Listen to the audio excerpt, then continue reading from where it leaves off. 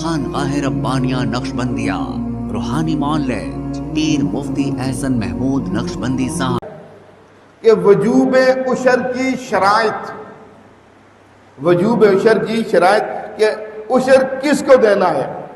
یاد رکھیے اس کی سب سے پہلی شرط یہ ہے، عشر دینے کے لیے صرف مسلمان ہونا شرط ہے، صرف مسلمان ہونا شرط ہے۔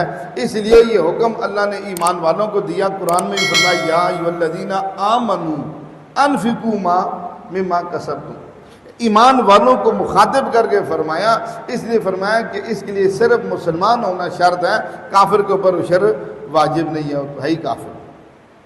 دوسری بات، عشر کے وجوب کی دوسری شرط یہ ہے کہ پیداوار کا ہونا ضروری ہے۔ بھائی اب یہ عشر زمیندار نے زمین کی وجہ سے نہیں دینا، زمین کے اندر ہونے والی پیداوار کی وجہ سے دینا ہے عشر۔ اگر اتنی زمینیں ہیں اور اس کے اوپر پیداوار نہیں ہو رہی، اس کے اوپر عشر واجب نہیں ہے۔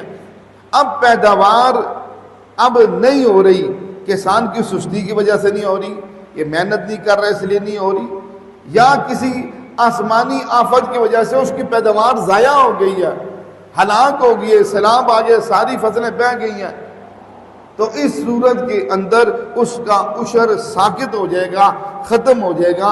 اس لیے شریعت نے پیداوار کو شرط کرا دیا ہے، پیداوار ہی نہیں ہے تو عشر کیسے دے گا۔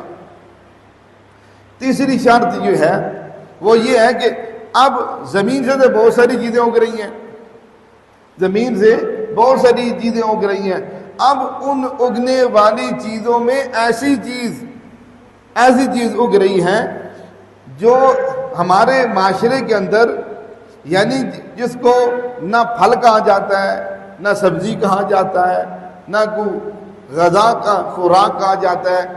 مثلا گھاس اگ گیا، زمینیں ہیں، بڑا گھاس لگا ہوا ہے، اور خاردار جھاڑیاں اگ گئی، ایسی چیزیں اگ گئی۔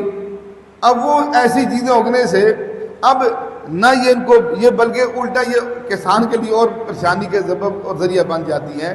تو ایسی چیزیں اگنے سے اس کے اوپر کوئی عشر واجب نہیں ہے۔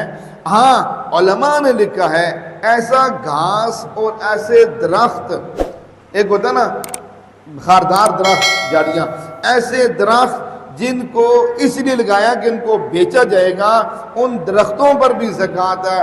ایسا گھاس جس کو بیچنے کی غرض سے لگایا ہے، اس گھاس کے اوپر بھی زکوٰۃ ہے۔ تو یہ ہو گئی اس کے وجوب کی، عشر کے وجوب کی شرائط۔ ہمارے ہاں جادو، جنات، بندش اور نظر بد کا شافی علاج قرآن و سنت کی روشنی میں کیا جاتا ہے۔